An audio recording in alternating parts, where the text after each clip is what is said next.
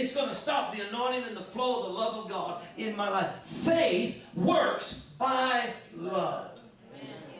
Yes, it's good. If you're not perfected in love, I'll promise you you're not perfected in faith. That's good. Tonight you can be free from those things.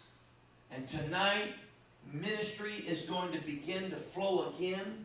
God is going to speak to dead things. God is going to speak to dormant things in your life. And ministry is going to begin to flow in your life again. The power of God is going to begin to flow by a decision that not only am I going to forgive, but Lord, I am going to begin to serve people. I'm going to serve. I would like, the one thing I've asked the Lord to do tonight is to get every person in this church, under the sound of my voice, every person here, to move them into a proactive place in some type of church organization, is to get them serving somewhere that God has called them.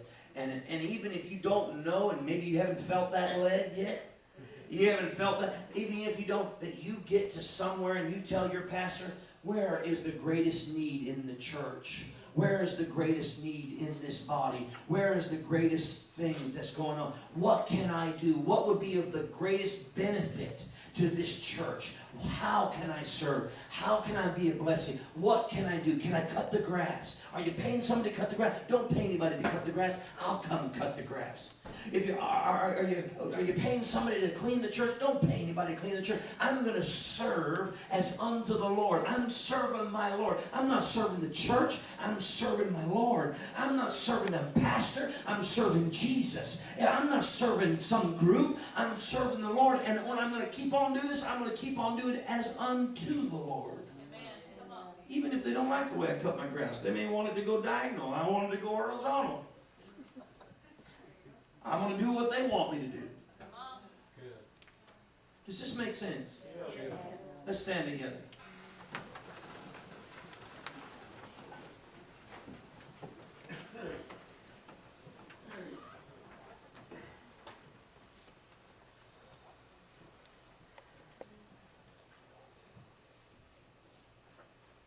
I will not recount, for the sake of time, obviously, I will not recount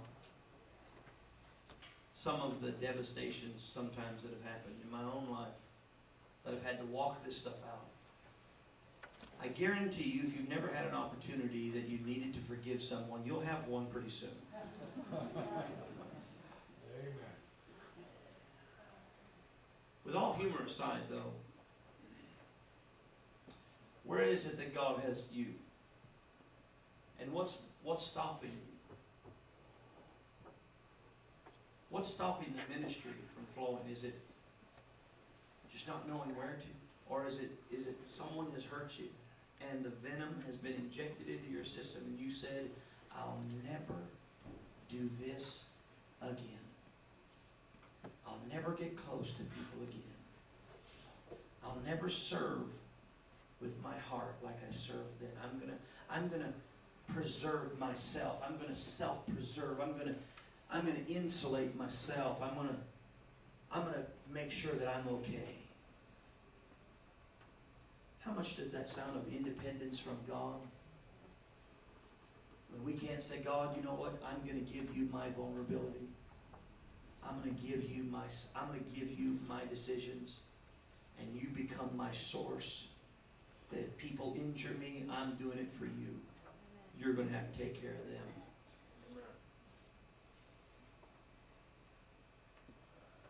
I'm going to get thick-skinned. I'm going to stop wearing my feelings on my sleeve.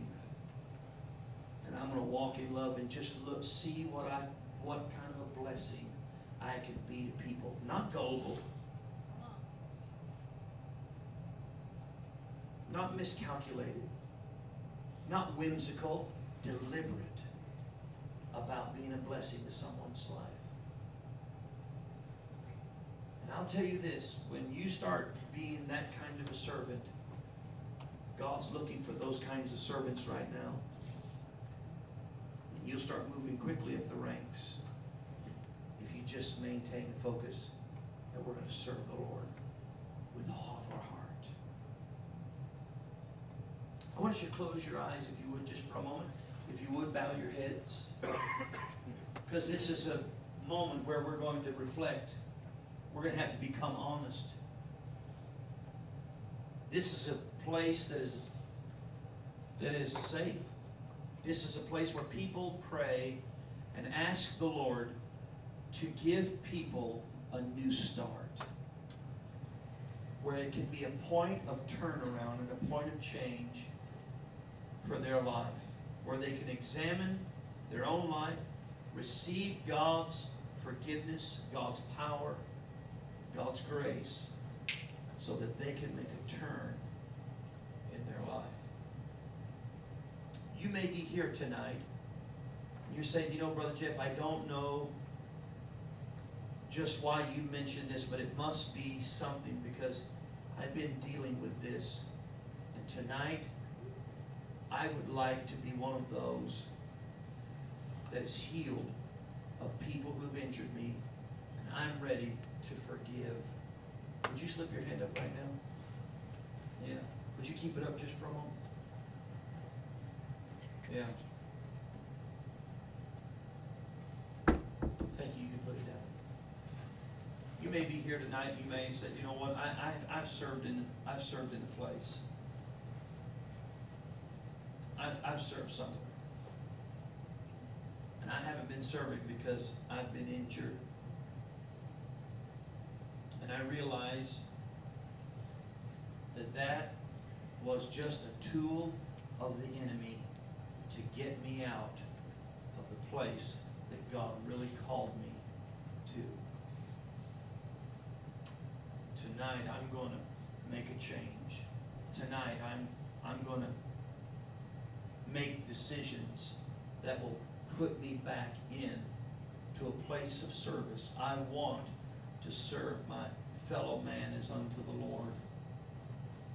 If you're ready to make that kind of a change, I'm going to ask you to take another step with me.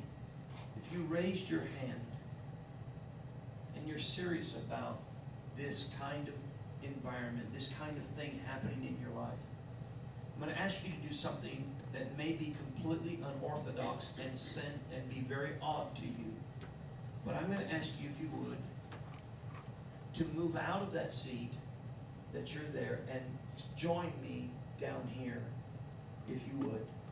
I want you to come right now. If you raised your hand, would you come and make the step down here with me and meet me down